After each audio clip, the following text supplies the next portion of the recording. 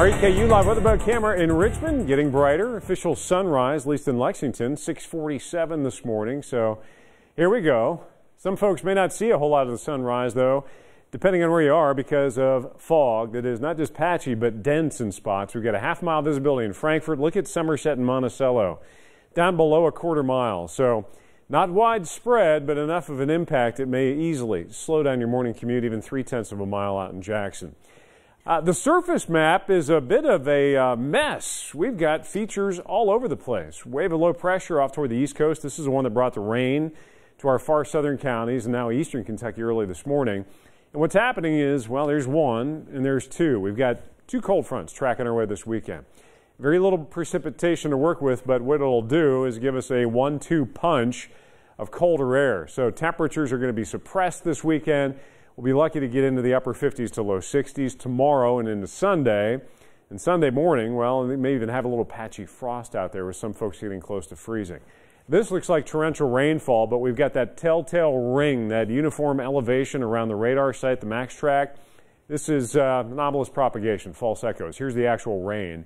Some showers just grazing eastern Kentucky, and most of it off toward the East Coast in association with that low that I just showed you. So we're in pretty good shape going into the weekend, even with those cold fronts tracking, because they're just not going to bring much rain. And we'll have decent weather. It's just going to be on the cool side during the day and chilly to just plain old cold overnight. If you have outdoor events tonight, this is the first cold front coming in. Yeah, you're not going to see much. We may have an isolated shower or a sprinkle tracking through. And then tomorrow morning, front number 2 takes a shot at us after a mostly clear night. And behind that front, post-frontal, cloud cover and just maybe some isolated showers getting going Saturday afternoon. So watch out for that.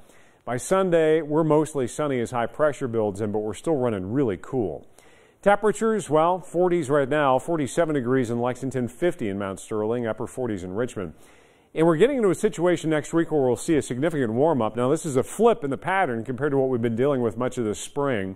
We're actually getting an upper-level trough digging in out into the western U.S. with a corresponding ridge out east. And what this means is the cooler air is locked up out there, and we will see an above-average warm surge starting Monday, continuing through midweek. The big question, obviously, will it hang on going into Derby weekend? Well, we still got some time on that.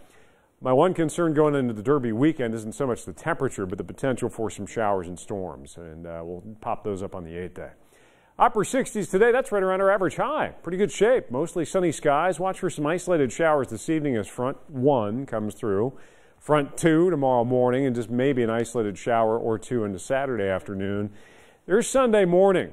We may struggle to get down to freezing, but I think we could easily hit mid-30s to around freezing in spots. So potential patchy frost for sure, and just maybe some folks seeing a brief freeze before that's a thing of the past. Look at the temperature surge next week.